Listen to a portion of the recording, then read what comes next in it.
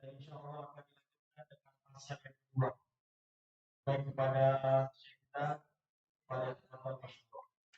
من يترجم؟ طيب أخلياتي.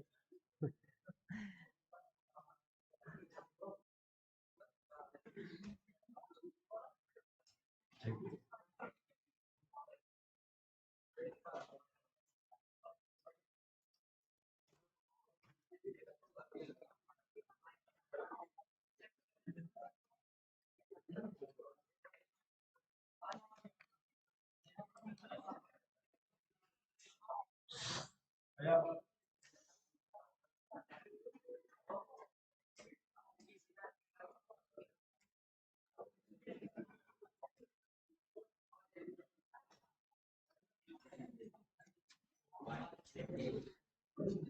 Baik, sekali lagi ya, kita dengarkan aturan-aturan hingga satu dan partai majelis. Yang pertama, harap tenang. Yang kedua, dicatat faedah-faedahnya dan senantiasa menghargai kepada majelis ilmu. Ya, baik.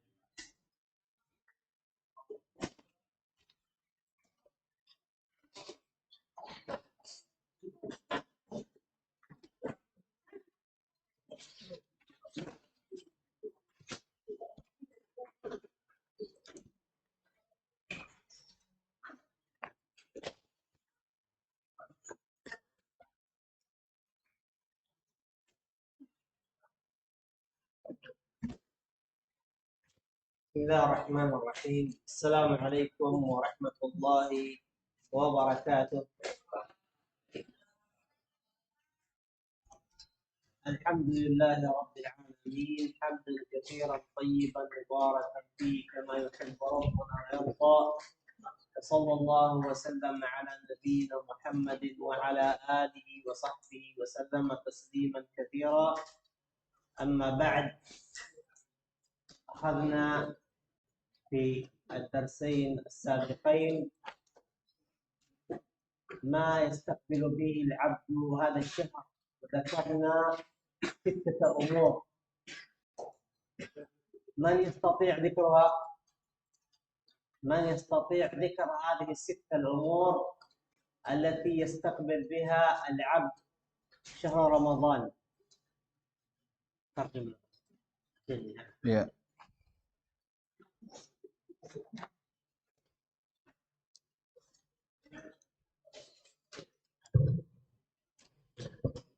Setelah Syekh Hafizahullah Ta'ala memuji Allah Subhanahu wa Ta'ala, beliau mengatakan bahwa kita telah mengambil dari pelajaran yang lalu ada 6 poin cara kita untuk menyambut bulan Ramadan ini.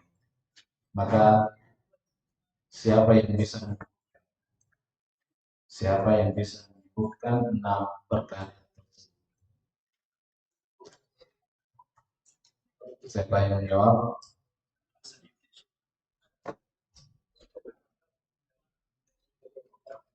Baik, saya bisa jawab kalau hal terkait bulan puasa yang Syekh beritahu kemarin. الأول، ما هو الأول؟ Yang pertama,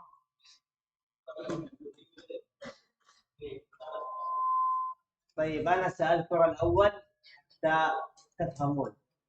الأول هو تهيئة النفس لاستقبال هذا الشهر الكريم. طيب الثاني؟ Yang kedua, jadi yang pertama tadi harus memiliki mempersiapkan diri untuk menyambut bulan Ramadan. الثاني؟ Kedua, siapa yang jawab?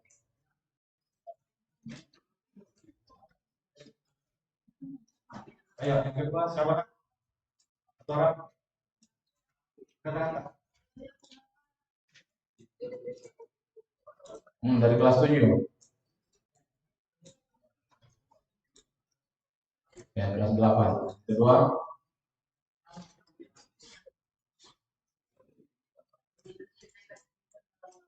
Mana suaranya? Tidak terdengar. Diulang.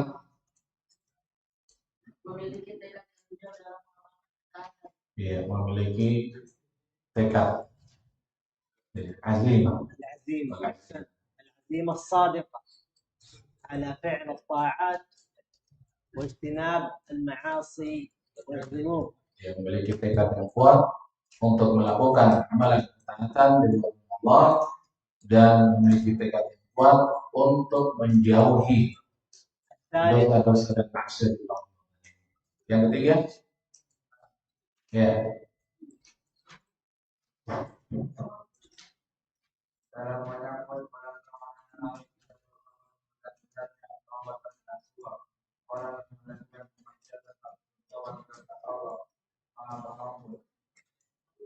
Nah, ini tahu.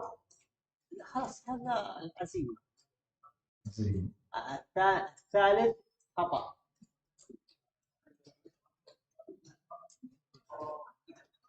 Coba yang lain. Menyambut semangat dalam amal perkara kebaikan sebagaimana as-salat dalam mustari dan berbaloi dalam kebaikan seperti Imam Syafi'i memadamkan Al-Quran dan amalan lainnya. نعم ماذا؟ Yani المسارعة في فعل bersegera itu harusnya di awal kalimatnya bersegera dalam melakukan amalan ketaatan. طيب الخامس أو الرابع. Yang keempat,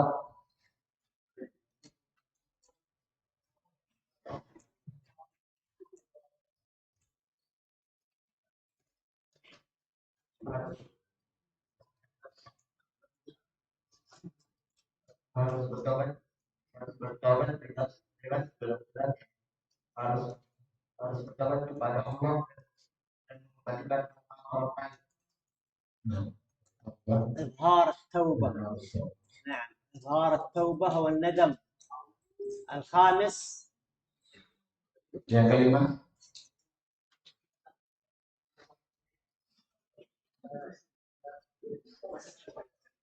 mana kelas 7 ini? Yang kelima,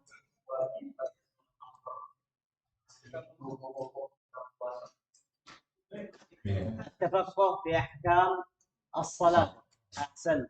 السادس. Nah, yang terakhir, yang keenam. Kelas 7 belum ada yang menjawab nih. Nah, Yasir. Silakan Nova. الإخلاص. أحسن.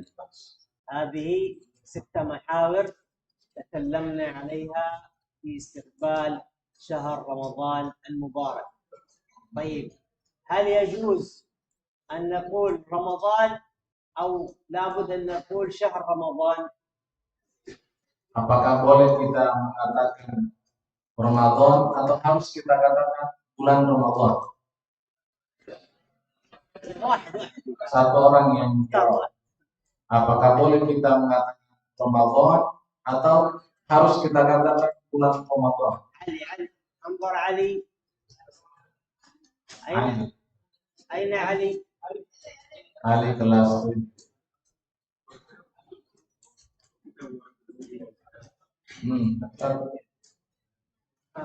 Apakah boleh kita mengatakan Ramadan atau harus kita katakan bulan Ramadan? Hah? Keras. يجوز. يعني الأمر فيه سعة. يجوز أن تقول رمضان ويجوز أن تقول شهر رمضان. Jadi boleh kita katakan Ramadan, boleh juga kita katakan bulan Ramadan.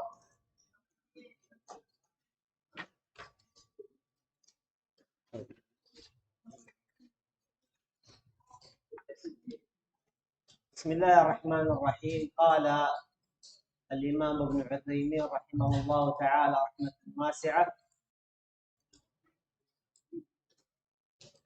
وفرض صوم رمضان في السنة الثانية من الهجرة، فصام رسول الله صلى الله عليه وسلم 9 رمضانات، والصوم فريضة على كل مسلم عاقل. ذكر رحمه الله أن رمضان فرض في السنة الثانية من الهجرة، أي بعدما سافر إلى المدينة وهاجر إلى المدينة، بقي سنة و6 أشهر ثم فرض رمضان، ولم يفرض في مكة وإنما فرض في المدينة.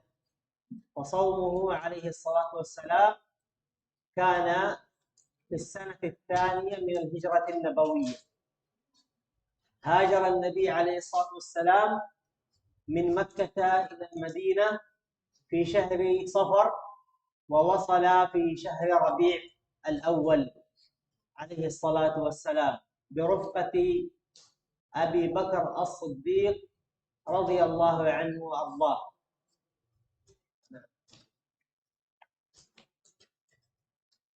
Ya, kemudian beliau mengatakan, Hafizahullah Ta'ala, ucapan dari kata Syekh Shalih Utsaimin rahimahullah Ta'ala, dan puasa ini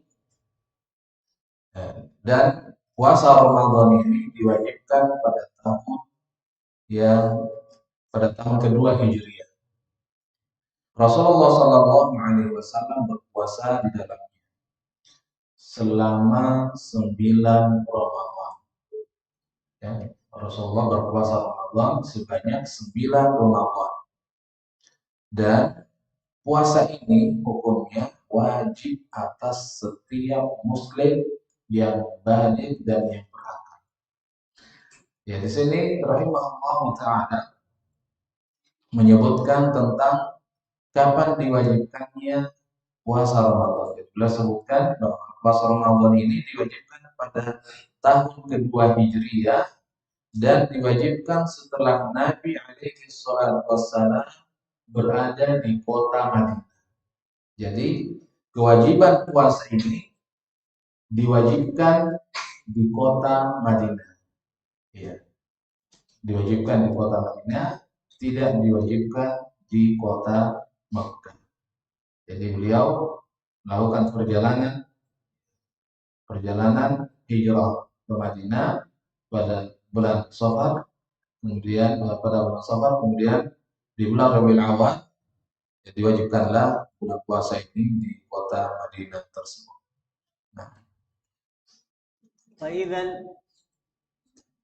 الصوم تعريفه هو الإمساك عن المفطرات من طعام وشراب وجماع على وجه مخصوص من طلوع الفجر إلى غروب الشمس.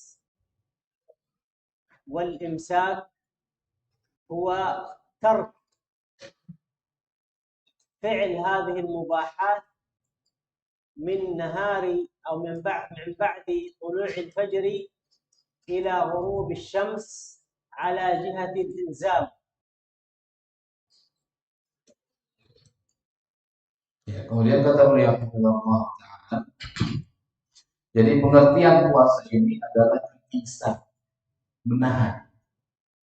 Ya, menahan diri dari perkara-perkara yang bisa membatalkan puasa. Dari makanan, menahan diri dari makan, menahan diri dari minum, ya, menahan diri dari jima, dan seluruh pembatal-pembatal puasa yang lainnya. Jadi menahan diri dari terbitnya fajar sampai tenggelamnya atau terbenamnya matahari. Ini definisi daripada puasa. على من يجب الصوم؟ للصوم شروط، ومنها ما هو شرط صحة، ومنها ما هو شرط وجوب، وأداء ووجود. فالشرط الأول هو الإسلام، لابد أن يكون هذا الصائم مسلما، وهذا شرط صحة وشرط وجوب، لأن الكافر لو صام لم يقبل منه، ولو صام الشهر كله وهو ليس بمؤمن مسلم لا يقبل منه الصيام. فإذا الإسلام شرط صحة ووجوب في قبول الصيام. Kemudian kata beliau, hafizahullah ta'ala, kepada siapakah puasa ini diwajibkan? Kepada siapakah puasa ini diwajibkan? Maka puasa ini memiliki syarat-syarat. Ada syarat benarnya puasa dan syarat harus dikerjakannya puasa tersebut, dan bagi siapa yang melaksanakan untuk berpuasa. Maka syarat yang pertama adalah Islam. Dia harus Islam.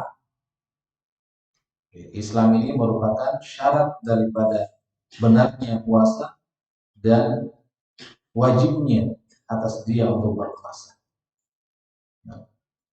Karena puasa ini diwajibkan untuk orang-orang Islam. Jadi dua syarat ini, syarat benarnya puasa dan kewajiban berpuasa itu hanya untuk orang Islam. Karena orang kafir itu tidak diwajibkan atas puasa. Jadi tidak diwajibkan puasa ini kepada orang kafir, walaupun dia berpuasa 1 bulan penuh. Ya, walaupun orang kafir itu berpuasa 1 bulan penuh, tapi tidak dianggap, tidak berpahala atasnya berpuasa Ramadan karena tidak diwajibkan. Tidak diwajibkan atas mereka. Kewajiban ini diberikan kepada siapa? Orang-orang Islam sendiri. Nah, الشرط الثاني أن يكون هذا الصائم بالغا، والبلوغ شرط وجوب ووجود، لابد أن يكون حاضر البلوغ، والبلوغ يختلف بين الذكر والأنثى. فالأنثى تبلغ بزيادة الحيض إذا حاضت أو حملت، فهنا تكون بالغة، وتتفق هي والذكر في إنبات الشعر في العانة وفي تحت الطين، ويزيد الرجل باللحية والشارب. وأما تحديد العمر فيختلف بين الأماكن والبلدان، فتجد أن غالب نسبة البلوغ في النساء في المناطق الحارة بين 10 و14، وبين في المناطق الباردة قد يصل إلى 18. وأما سن البلوغ عند الذكور فغالبا يكون في 15 وأحيانا في 14، ونادرا أن يكون أقل من ذلك. وقد يتأخر البلوغ لأسباب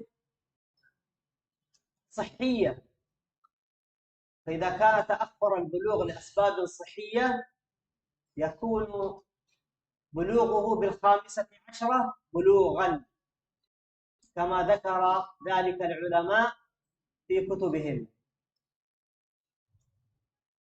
ya, kemudian beliau sebutkan syarat yang kedua dari puasa ini bagi orang yang berpuasa, syaratnya dia harus baligh. Dia harus baligh, sudah balik, sudah besar, ya. Dan tanda-tanda baligh ini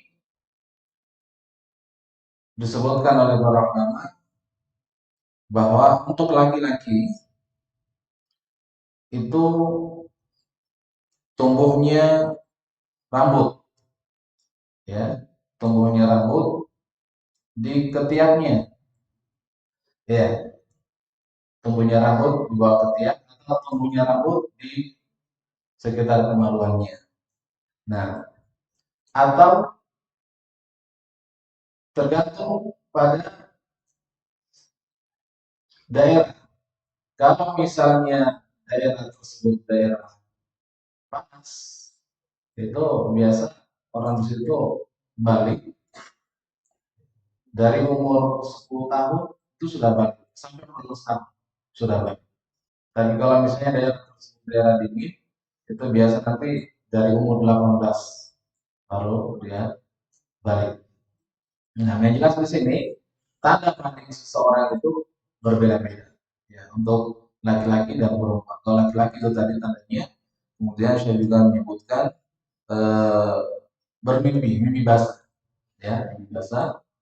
Kemudian untuk wanita sama dengan laki-laki ini hanya di perbedaannya wanita itu dengan haid, ya, haid laki-laki dan haid, ya. Jadi haid ini hanya ciri khusus bagi wanita kalau dia menunjukkan sudah balik. Nah,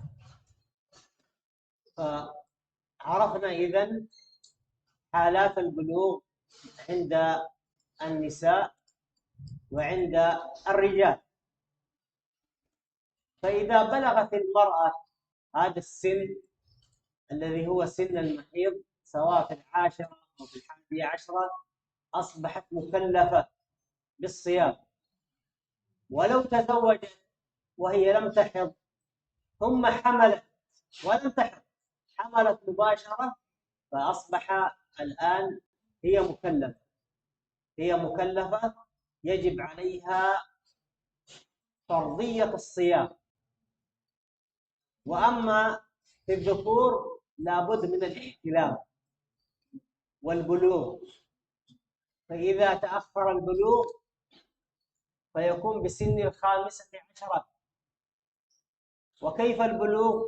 قد يكون يتأخر إنبات الشعر ولكن يحتلم، فإذا احتلم وخرج المني منه فبذلك يعتبر مكلفا ولو كان في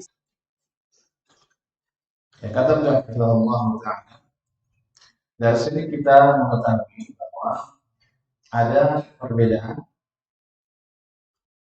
laki-laki dan perempuan dalam masalah balik. Wanita itu kadang di umur 11 tahun, ya, 11 tahun sudah balik atau 12 tahun sudah balik. Kalau misalnya di umur 11 atau 12 tahun ini dia tidak didapatkan tanda ini, kemudian dia menikah misalnya, menikah kemudian hamil, maka dia telah dikenakan kewajiban walaupun belum didapatkan tanda baliknya itu tadi. Ya, dia telah mukallaf. Dia telah mukallaf di usia tersebut. Nah, maka atasnya kewajiban-kewajiban dalam Ramadan seperti berpuasa. Wajib atasnya untuk berpuasa. Begitu pula laki-laki. Laki-laki harus hadir kalau dia berpuasa. Kalau misalnya tanda-tanda baliknya terlambat, dia belum dapatkan tumbuhnya rambut di sekitar kemaluan, tapi dia sudah mimpi basah, ya, mimpi basah, maka ini juga sudah dikatakan balik, mukallaf, wajib atasnya untuk berpuasa di bulan Ramadan. ومعنى مكلف أي أنه تكتب عليه الحسنات والسيئات، فإن أحسن أثابه الله وإن أساء عذبه الله إن شاء أو غفر له، أي أن فرائض الإسلام يجب عليه فعلها من صلاة وصيام وزكاة وحج، فما يعمل من الصالحات يكتب له الأجر، وما يعمل من السيئات يكتب عليه الوزر. هذا هو معنى التكليف، هذا هو معنى التكليف. Ya, kemudian kata beliau rahimahullah ta'ala, dan makna mukallaf itu menetapkan padanya paham. Kalau misalnya dia melakukan perbuatan kejahatan, maka Allah Subhanahu wa ta'ala akan menetapkan siksaan atasnya. Jadi kata Syekh Ridwanullah ta'ala, siapa saja yang telah mukallaf kemudian melakukan amalan-amalan saleh, amalan-amalan kebaikan, maka Allah akan menetapkan baginya pahala. Dan siapa saja yang telah mukallaf kemudian melakukan amalan-amalan kejahatan, maka Allah Subhanahu wa ta'ala akan menetapkan padanya azab atau siksa.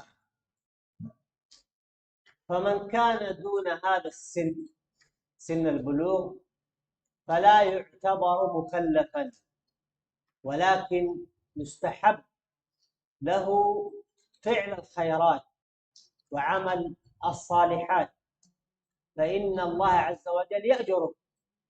وهذا ما كان عليه سلف الأمة رضي الله عنهم في تعويد أولادهم على الصيام.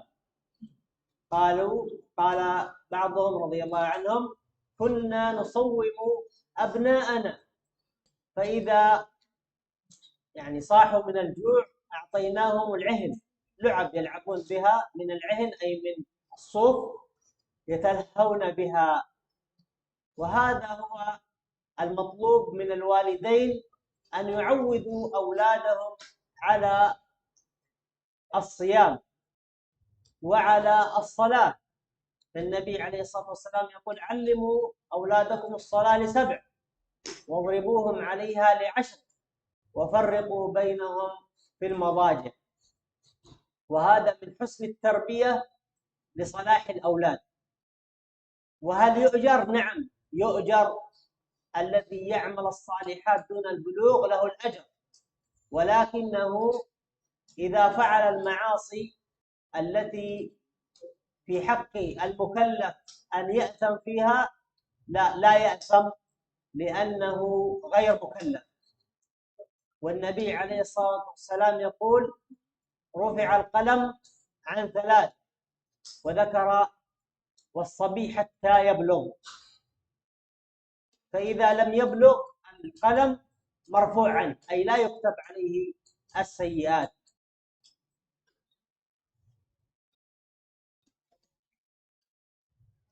Ya, kata beliau rahimahullah ta'ala, jadi tentang balik ini, siapa saja yang tidak berada pada umur balik ini, maka dia tidak diwajibkan untuk berpuasa. Ya, siapa saja yang belum balik, siapa saja yang berada pada sebelum usia balik, maka dia tidak diwajibkan untuk berpuasa.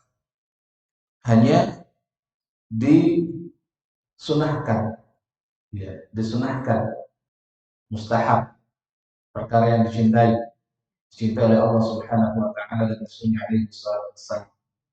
Ya, dia berpuasa. Nah, itu merupakan amal saleh.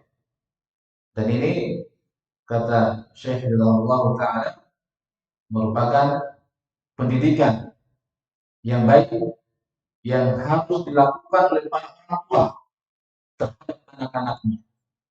Bagaimana dia mendidik anaknya dengan membiasakan menghidupkan sunnah. Ya. Kemudian kata Syekh Ridwanullah ta'ala, anak kecil ini belum memasuki usia balik, kemudian dia melakukan amal saleh seperti berpuasa di bulan Ramadan, maka dia mendapatkan pahala. Dia mendapatkan pahala. Nah, jadi seperti inilah didikannya para as-salaf rahimahumullah ta'ala. Mereka mendidik anak-anak mereka untuk mencintai melakukan amalan-amalan sholeh. Ya, seperti berpuasa di bulan Ramadan. Mereka menghibur anak-anak mereka agar tidak membatalkan puasanya dengan permainan, ya, dengan kesibukan-kesibukan yang lainnya agar puasa ini tetap ada pada mereka. Nah, kemudian dia melakukan pahala, dia melakukan amalan ketaatan yang dicatat baginya pahala. Adapun kalau dia melakukan amalan kejahatan, ya, amalan kejahatan di usia sebelum balik ini, maka dia tidak berdosa. Ya, kalau dia melakukan amalan kejahatan, amalan sayyi'ah, amalan kemaksiatan sebelum umur balik, maka dia tidak berdosa. Sebagaimana disebutkan Nabi alaihi salatu wassalam dalam hadis yang sahih, pena ini diangkat dari tiga orang. Di antaranya adalah anak kecil yang belum balik. فإذا البلوغ يعتبر شرط وجود وصحة ووجوب. هذا شرط من شروط قبول الصيام وفرضية الصيام. الشرط الثالث العقل، وهو كسابق، شرط وجود وصحة ووجوب. لابد أن يكون الصائم عاقلا، خرج بذلك المجنون. فالمجنون كما أخبر النبي عليه الصلاة والسلام في حديث عائشة عند أحمد أصحاب السنن، رفع القلم عن ثلاث، وذكر والمجنون حتى يعقل، والمجنون حتى يعقل. فالعاقل هو الذي يجب عليه الصيام، والمجنون لا يجب عليه الصيام ولا يعتبر مكلفا.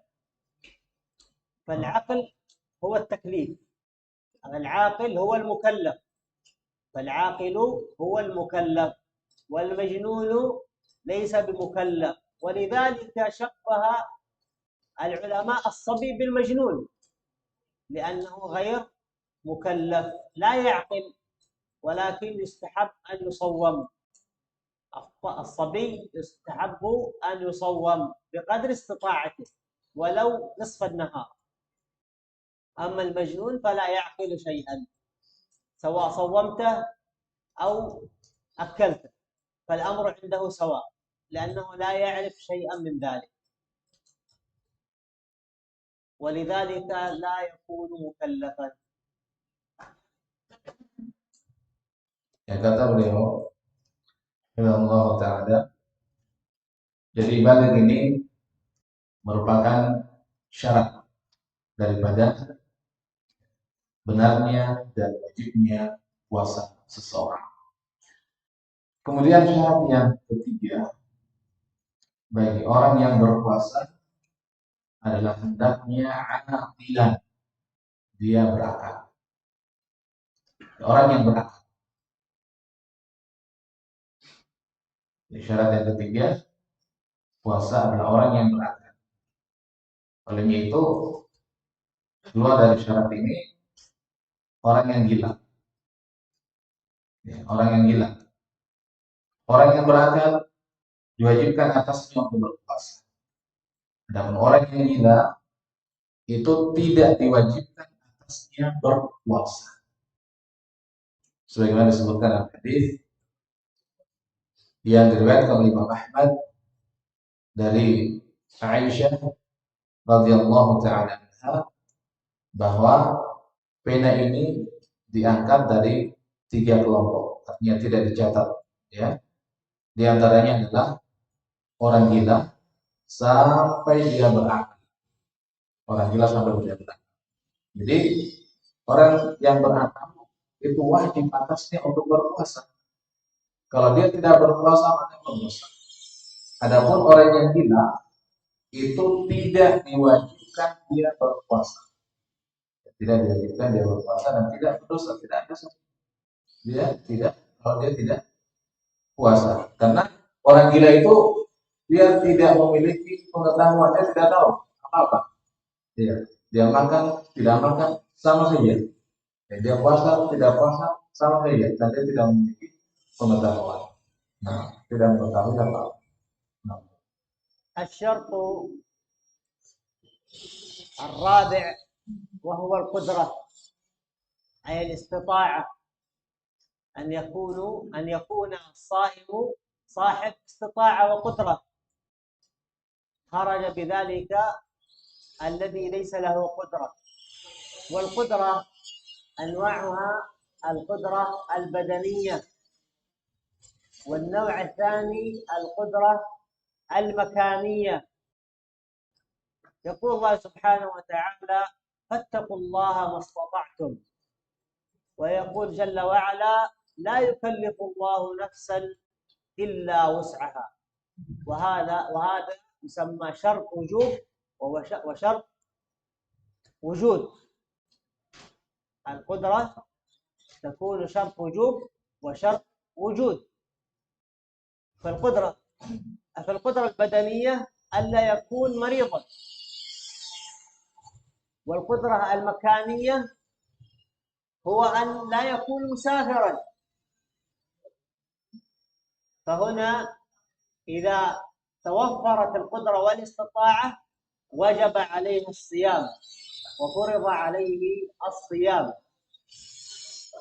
فإذا لم تتوفر كان في حقه أمران: الأمر الأول الإفطار ووجوب القضاء عليه إذا توفرت القدرة. الأمر الثاني ألا يكون مستطيعا أبدا، وهنا يسقط عليه الصيام ويكون عليه الإطعام، والكفارة في ذلك هو إطعام عن كل يوم مسكين. Ya, kata beliau hafizahullah ta'ala, syarat yang keempat adalah al-qudrah, memiliki kemampuan untuk melaksanakan puasa di bulan Ramadan, memiliki kemampuan untuk berpuasa di bulan Ramadan. Maka dari sini keluar orang yang tidak memiliki kemampuan, ya, tidak termasuk orang yang tidak memiliki kemampuan. Dan kemampuan ini ada dua. Ada kemampuan pada badan, dan ada kemampuan dilihat dari sisi tempat. Dan kemampuan ini syarat dijadikannya sebagai syaratnya puasa, benarnya puasa. Allah Subhanahu wa ta'ala sebutkan dalam Al-Qur'an, fattaqullaha mastata'tum. Maka hendaknya kalian bertakwa kepada Allah Subhanahu wa ta'ala sesuai dengan kemampuan kalian. Dalam ayat yang lain Allah Subhanahu wa ta'ala sebutkan, la yukallifullahu nafsan illa wus'aha. Allah Subhanahu wa ta'ala tidak pernah membebani seseorang kecuali sesuai dengan kemampuannya, apa yang dia telah usahakan.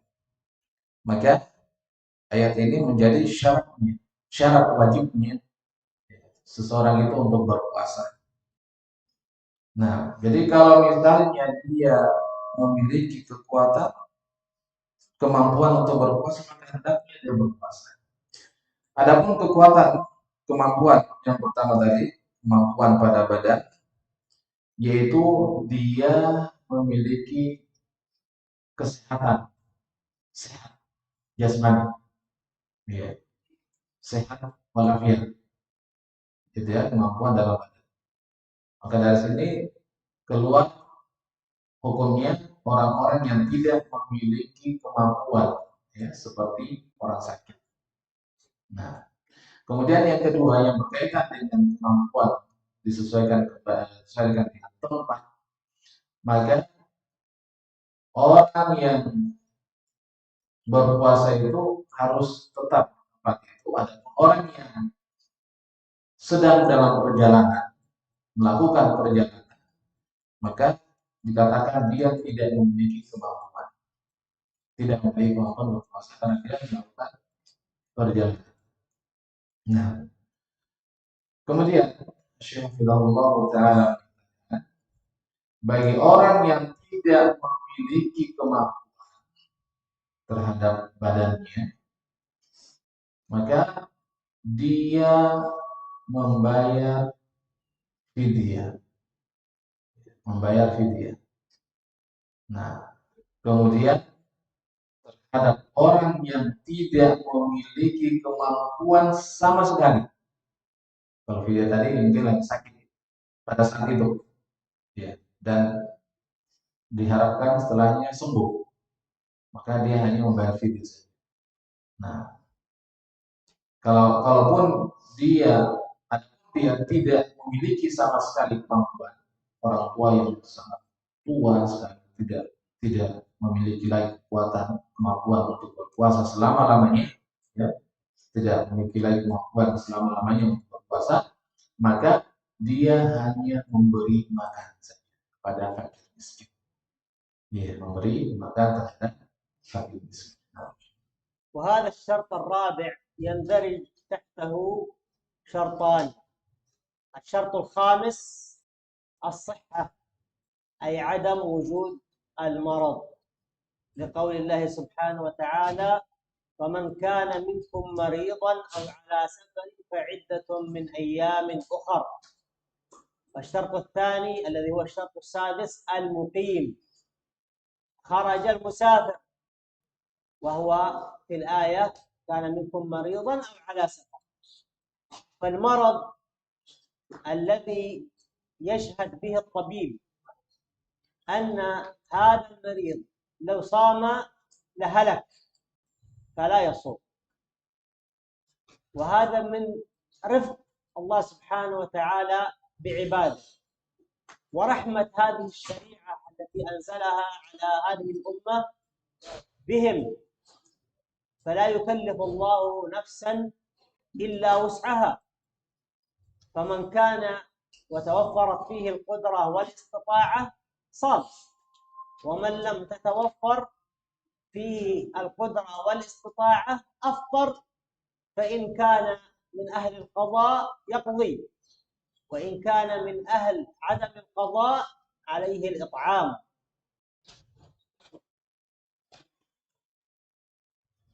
Ya, kemudian kata beliau hafizahullah ta'ala, syarat yang kelima adalah memiliki kesehatan. Ya, memiliki kesehatan. Sebagaimana disebutkan dalam ayat Allah Subhanahu wa taala, "Faman kana minkum maridun aw 'ala safar." Artinya orang yang sehat ini diwajibkan atasnya untuk berpuasa. Orang yang sakit maka gugur baginya kewajiban. Ini menunjukkan orang yang sehat itu harus wajib atasnya untuk berpuasa. Kemudian syarat yang keenam adalah al-muqim, orang yang menetap pada suatu tempat. Dia tidak sedang dalam musafir. Dia bukan orang musafir. Ya, maka ini juga sudah firman Allah Subhanahu wa taala, ya minkum maridun aw ala safarin. Sebutkan itu orang yang berpuasa, diantaranya orang musafir. Maka orang mukim, orang yang menetap pada suatu tempat, dan wajib atasnya untuk berpuasa. Kemudian beliau katakan tadi tentang orang yang sakit. Orang yang sakit, misalnya sakitnya ini sangat parah, ya, sakitnya sangat parah, dan kalau dia berpuasa semakin menambah parahnya sakitnya, maka ya, tidak boleh dia berpuasa, ya, tidak boleh dia berpuasa. Dan ini merupakan rahmat Allah Subhanahu wa taala yang Allah berikan kepada hamba-Nya. Sebagaimana firman-Nya, la yukallifullahu nafsan illa wus'aha. Allah tidak membebani sesuatu. Ya. Jadi orang yang sakit ini, sakitnya akan membahayakan dirinya kalau dia berpuasa, maka dia tidak berpuasa. Kemudian kalau misalnya dia bisa mengganti puasanya nanti setelah sembuh, dia bisa mengganti puasanya, maka dia ganti puasanya.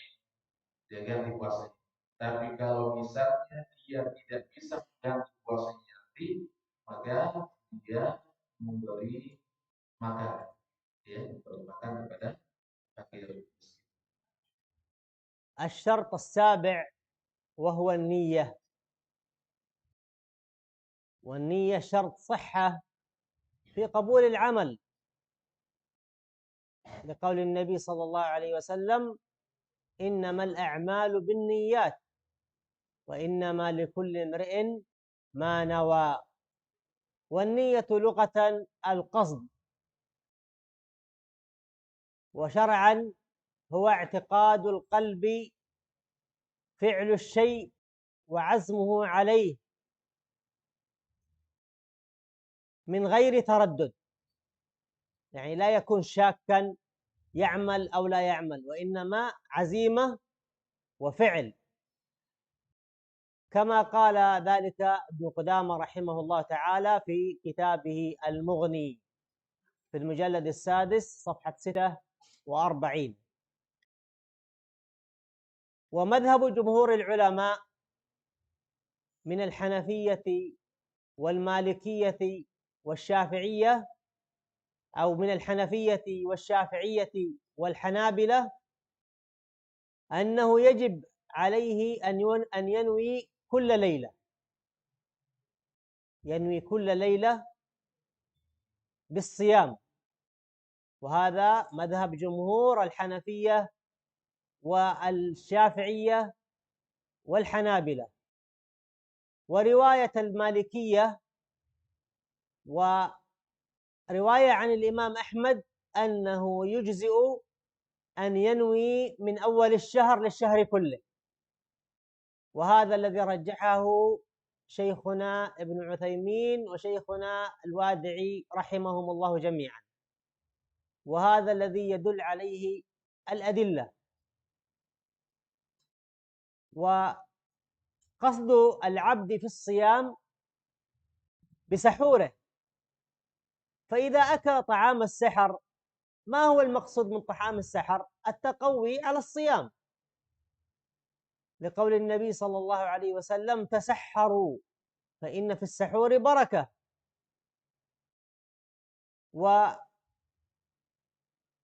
هذا القول هو الراجح، من حيث أن حديث من لم يبيت الصيام بليل فلا صيام له حديث ما من إسناد فيه إلا وفيه ضعف، وقد صححه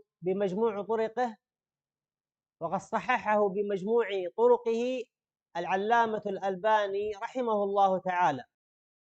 فمن رأى صحة الحديث يرى وجوب تبييت النية كل ليلة، ومن رأى ضعف الحديث أخذ بعموم الأدلة أنه يكفي نية من أول الشهر، إنما الأعمال بالنيات، وهو أيسر على العباد، إذ أن المسلمون بدخولهم في هذا الشهر عزموا على صيامه كله إلا لمن أصابه العذر.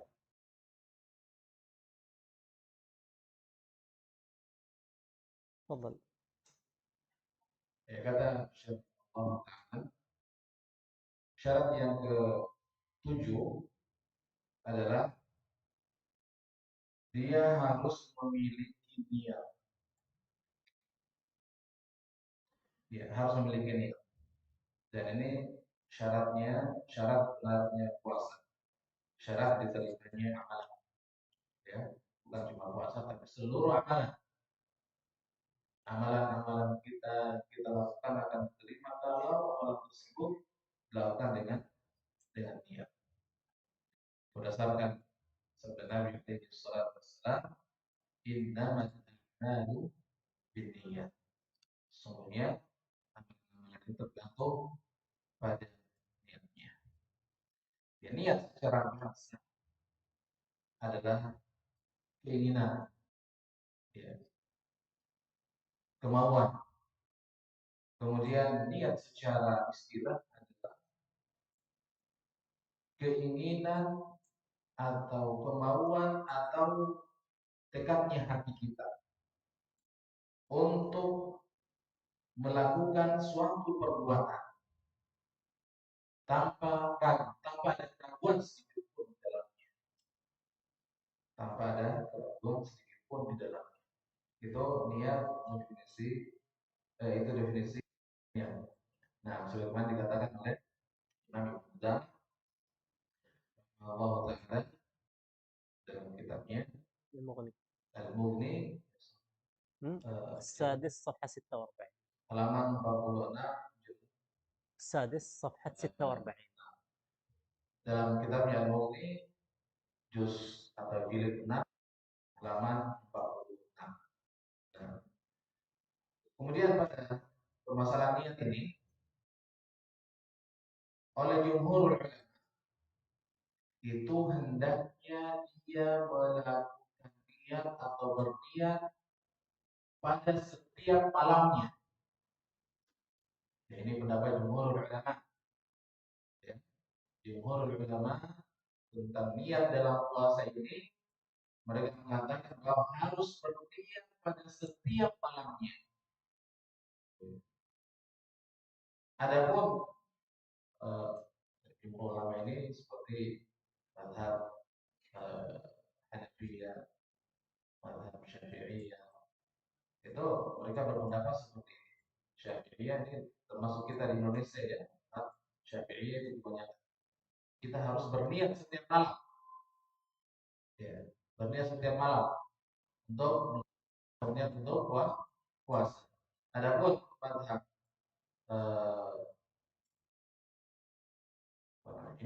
المالكي Malikiyah, mazhab Malikiyah itu berniat hanya satu kali di awal bulan. Ya, berniat hanya satu kali di awal bulan. Begitu besoknya mau masuk puasa, sudah ditetapkan bahwa besok puasa, maka malamnya dia berniat dengan satu kali niat untuk satu bulan. Nah, ini mazhab Malikiyah. وهو قول شيخنا. Nah, ini perkataan yang dikuatkan oleh Syekh Sulaiman Al-Albani, Syekh Muqbil, ابن عثيمين. Syekh Muqbil rahimahullah taala.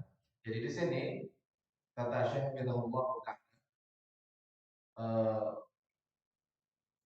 hendaknya seseorang itu ketika setelah melakukan niat, maka dalam melakukan ibadah puasa ini hendaknya dia sahur.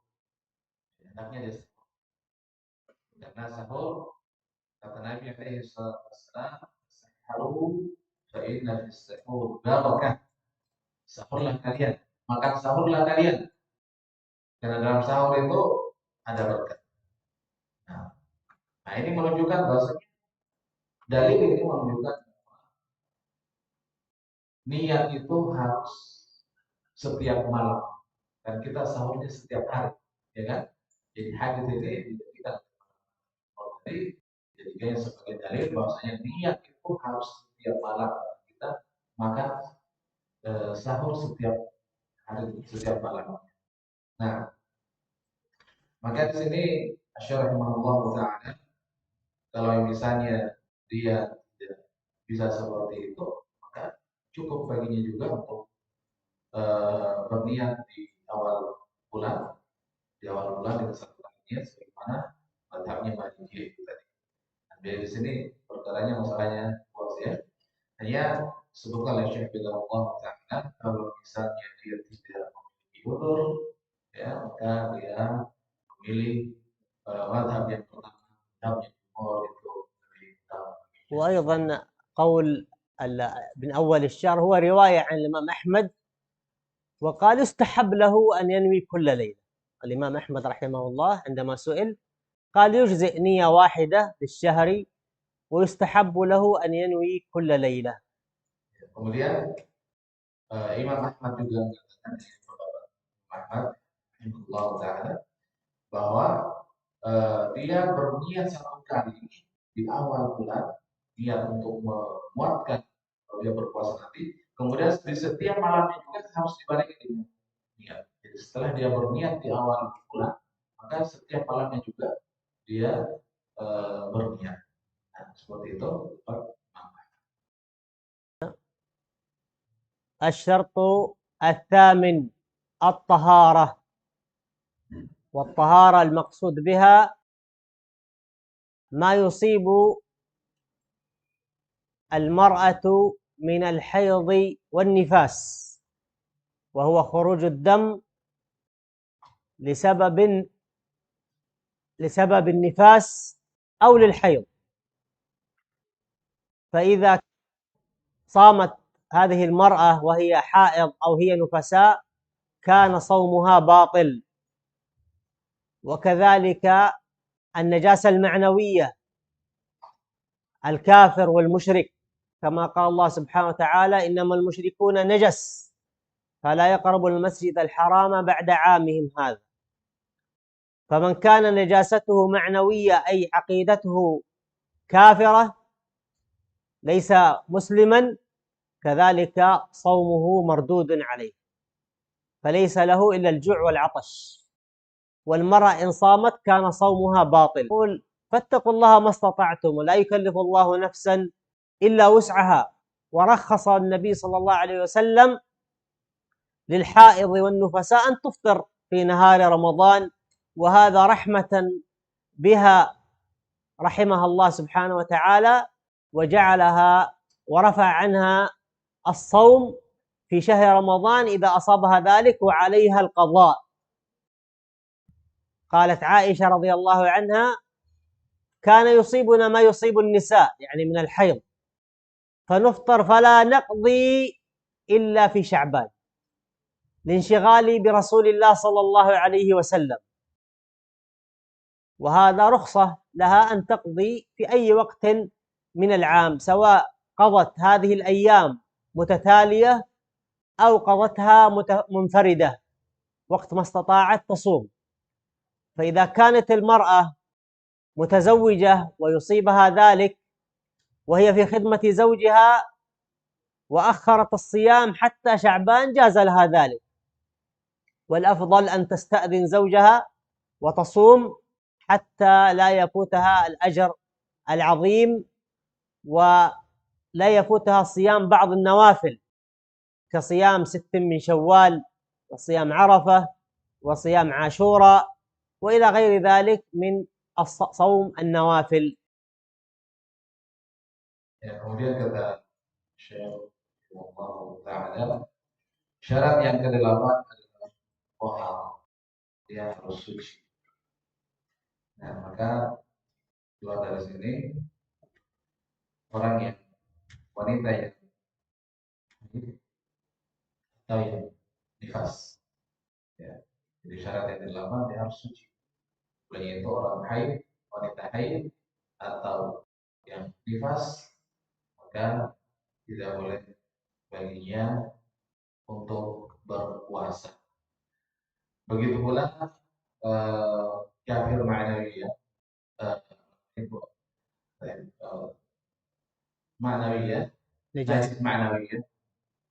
najis ma'nawiyah seperti musyrik atau kafir, musyrikan najis ma'nawiyah ini juga tidak diwajibkan dan tidak diterima darinya pahala.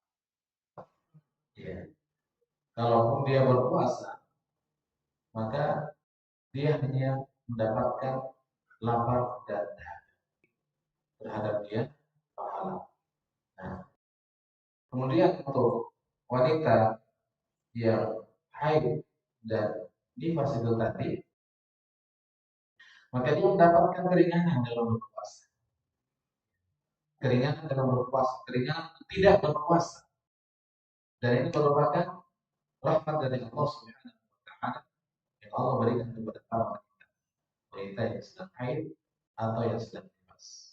Dan ini merupakan apa namanya? Allah Subhanahu wa taala angkat kewajiban puasa itu dari orang-orang seperti itu. Nah, kalau misalnya dia haid atau nifas, maka wanita seperti ini hendaknya dia mengganti, ya, mengganti puasanya. Dia wanita haid, maka dia mengganti puasanya. Sebagaimana disebutkan dalam hadits Aisyah radhiyallahu taala anha, kata Aisyah ketika datang kepada Rasulullah, karena yusibuna ma yusibun nisa. Pernah kami ditimpa oleh hal-hal yang kebanyakan wanita tertimpa dengannya, yaitu masalah haid, ya, karena haid. Maka dalam hadis tersebut Nabi mengatakan dia tidak berpuasa, tidak puasa, dan tidak sholat. Ini wanita tidak puasa, tidak sholat, kemudian dan dia mengganti puasanya, dia mengganti puasa, dan mengganti puasa ini di luar Ramadan, ya, di luar Ramadan bisa dia menggantinya dengan berurut-urut, ya, sampai selesai hari yang dia ganti, atau misalnya dia selang-seling, hari ini puasa, besok tidak, hari ini puasa, nanti bulan depan lagi puasa, sampai di bulan Sya'ban. Kalau misalnya dia wanita yang sedang bersuami, maka dia minta izin terlebih dahulu kepada suaminya untuk mengganti puasa. Nah, saya kira ini yang terkait dengan mengganti puasa. وهذه الدماء أو هذه الطهارة المسمى بأنواع الدماء، النوع الأول النفاس، والنفاس هو خروج الدم بعد وضع الحامل حملها، ويختلف مدته من امرأة إلى امرأة، فأقله يوم وأكثره لا حد له. بعضهم قال 40 يوما، وبعضهم قال 60 يوما، والصحيح ما دام أنه دم يعرف كدم الحيض كدم النفاس فهو دم نفاس. وأما دم الحيض فهو ما يصيب المرأة البالغة في كل شهر، وأقل مدته دفعة، وأكثر مدته 7 أيام على القول الراجح.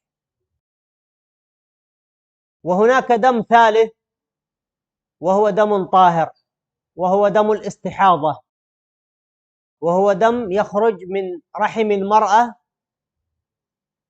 لركلة يركلها الشيطان، ولكن يجب عليها الصيام والصلاة، تغتسل وتغسل موضع الدم وتصلي. وهناك من الصحابيات من أصابها ذلك، منها فاطمة بنت أبي جحش وأختها زينب رضي الله عنهن، أصابهم هذا المرض، فقال النبي صلى الله عليه وسلم إنه ركضة من الشيطان، وأمرها بالصلاة والصيام، ولا يجوز لها أن تفطر إلا إذا أدى إلى مرض، إلا إذا أدى هذا الدم إلى مرض كأن يوهن جسمها فلا تستطيع الصيام، فهنا القدرة انتفت، فيجوز لها أن تفطر وعليها القضاء. أما الحيض والنفاس فلا يجوز مطلقا فيه الصيام ولا الصلاة، ولكن لا يجب عليها قضاء الصلاة، وإنما يجب عليها قضاء أو يجب عليهما قضاء الصيام. Ya, kemudian kata beliau, Allah Ta'ala, terkait dengan syarat ini harus suci, maka yang pertama keluarnya tadi orang yang nifas. Dan nifas itu adalah keluarnya darah setelah melahirkan. Ya, keluarnya darah setelah melahirkan itu namanya nifas. Dan batasan nifas ini disebutkan oleh para ulama, ada yang menyebutkan 40 hari, ada juga menyebutkan sampai 60 hari. Ini batas nifas. Kemudian darah berikutnya adalah haid. Darah haid adalah darah yang menimpa para wanita ketika dia memasuki usia balik. Ya, pada setiap bulannya. Ini biasa dibahasakan di dalam Al-Quran. Dan ukuran haid ini atau harinya, batas harinya itu kebanyakannya sampai 7 hari. Kemudian di sana ada darah yang ketiga, yaitu tentang darah istihadah. Darah istihadah ini adalah darah yang suci. Maka siapa yang bertindak seperti ini dari kalangan wanita, hendaknya dia mandi dan dia mencuci, membersihkan tempat keluarnya darah tersebut, dan tetap atasnya kewajiban seperti sholat, puasa, dan hukum-hukum yang lainnya, seperti yang disebutkan dalam hadis yang menimpa kejadian Fatimah Jahsh dan begitu pula saudarinya. Maka ketika hal ini dilaporkan kepada Nabi alaihi salatu wassalam, Nabi pun tetap merintahkan mereka berdua untuk melaksanakan sholat, puasa, dan kewajiban yang lainnya, kecuali misalnya dia kena istihadah tapi ada uzur sampai dia jatuh sakit, tidak mampu untuk melakukan puasa, sholat, dan tidak mampu untuk melakukan puasa, maka tidak diwajibkan atasnya puasa. Nah, karena ada uzur. Adapun terkait dengan wanita yang haid dan nifas, maka hendaknya dia tidak sholat, tidak berpuasa, dan mengganti puasanya Wanita haid dan nifas, dia hendaknya mengganti puasa. الشرط التاسع والأخير هو الوقت، والوقت هو الزمان المقصود فيه الصيام، وهو على وجهين. الوجه الأول الوقت السنوي وهو شهر رمضان. الوجه الثاني الوقت الزماني وهو نهار رمضان. فمن صام رمضان في غير هذا الشهر لا يكن أدى الصيام. إذا كان رمضان جاء عليه وهو صحيح فقال أنا سأصوم في الزمن الذي صام فيه النبي عليه الصلاة والسلام، ويحسب بالحساب الفلكي إلى الشهور الشمسية، ويقول الفرق أن صوم النبي صلى الله عليه وسلم كان يوافق الشهر التاسع الذي هو شهر سبتمبر عندما صام النبي صلى الله عليه وسلم، فأنا سأصوم في الشهر التاسع من الشهور الشمسية. نقول له صومك باطل، لأن أمة الإسلام خصت بالشهور القمرية، وأمة اليهود والنصارى كانوا يؤرخون بالشهور الشمسية. فمن عبد الله سبحانه وتعالى على ما أمر به هذه الشريعة، وهو قول النبي صلى الله عليه وسلم: صوموا لرؤيته وأفطروا لرؤيته، أي لهلال رمضان وأفطروا لهلال شوال. فإذا عندنا الزمان نوعان: الزمان الأول وهو شهر رمضان، الزمان الثاني هو نهار رمضان. فمن قال سأصوم الليل